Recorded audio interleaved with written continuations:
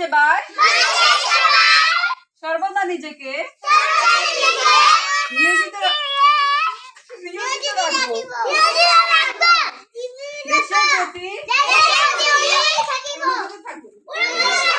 হ্যাঁ, দেশের একতা ও সংহতি বজায় রাখবার জন্য সর্বদা সচেষ্ট থাকবো। হে মহান প্রভু, আমাকে শক্তি দিন, আমি যেন বাংলাদেশের সেবা করতে পারি এবং